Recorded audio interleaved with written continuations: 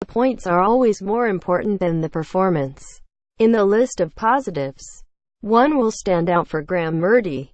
This wasn't pretty, but it was effective enough. Hibernian will feel aggrieved, but Rangers will be more than relieved. A run of 3 wins has become one of 4, and that was all that mattered for Murty and his players at Easter Road, as they came from a goal down to retain second spot in the Premiership standings, behind after just 9 minutes to a Lewis Stevenson strike. Rangers rallied late in the first half and took the lead thanks to Josh Windass and Alfredo Morelos. That quick burst was as good as it got for the Light Blues. It was all they needed, though, as they dug in and hauled themselves over the winning line. Murty made 2 changes from the side that pulled off a similar recovery job against Ross County on Saturday, as Carlos Peña, unsurprisingly, dropped out of the team to be replaced by Morelos. The other switch was in the middle of the park, as youngster Jamie Barjonas was handed his first start of the campaign in place of Daniel Candeias. The interim boss had been expecting an all-action approach from Neil Lennon's side, and Rangers were caught cold on a chilly night in the capital. Stevenson started and finished the move for the opener as he sent Simon Murray free down the left flank, and the striker made the most of the space vacated by James Tavernier as he easily beat Bruno Alves. He had time to pick his pass, and Stevenson had time to unleash a shot that took a deflection on its way beyond Wes Fotheringham. It was far from the start that Rangers were hoping for, and the task soon got more difficult for Murty's side, as Kenny Miller was forced off with a hamstring injury. It saw Candeias enter the fold, and Rangers switched to a 3-pronged attack as Windass moved out to the left flank. The opportunity was there for Hibs to capitalize, but the crucial second goal never arrived. They would later regret it. Fotheringham denied Paul Hanlon and Martin Boyle with smart saves in quick succession, and Rangers had little response as they struggled to assert themselves in the match. Ross McCrory was fortunate he didn't pick up a second booking as he went through the back of John McGinn. Morelos had spurned Rangers' best chance when he headed a Declan John corner wide of target, and it was hard to see where the goal was coming from for the Light Blues. Windass ballooned a shot high over the bar before Barjonas pulled a low effort just wide of target.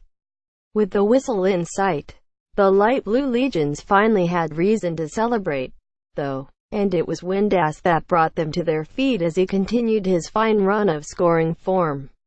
With a clinical finish from just inside the area, the ball broke to the midfielder, and he steadied himself before beating Ophir Marciano with a low shot into the far corner.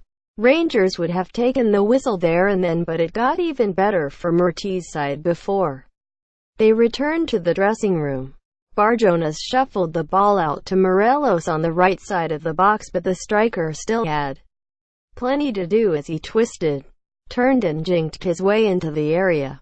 The angle was against him, but his sweetly struck strike left Marciano wrong-footed as Rangers got their second goal in as many minutes.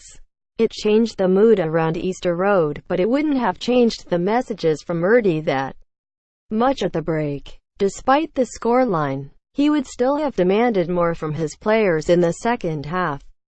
The first chance fell to Hibs as Boyle fired a teasing cross along the 6-yard line, but Murray couldn't convert as Rangers breathed a sigh of relief.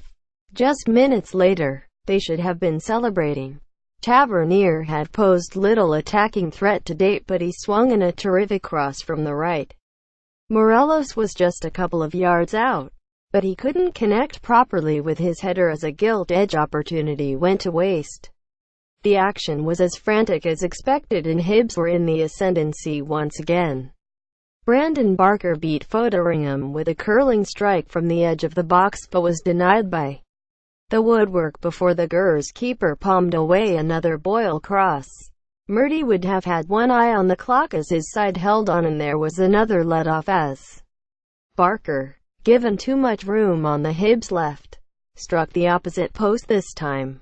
The Gers boss made his second switch of the night as Barjonas made way for David Bates and the defender shored up the backline alongside Alves and Danny Wilson.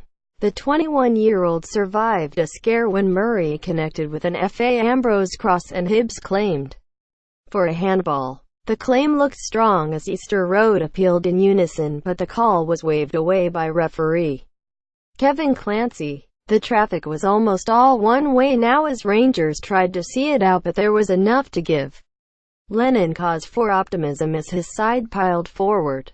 Barker had made a real impact since being introduced, and he again cut in from the left and tried his luck. The shot this time rising just over the bar. The final minutes would have dragged in for Murty as he stood on the touchline and on the edge of another significant win. The final blow of the whistle sparked the celebrations in the away end, and Murty ushered his players towards the supporters. The job was done, but only just.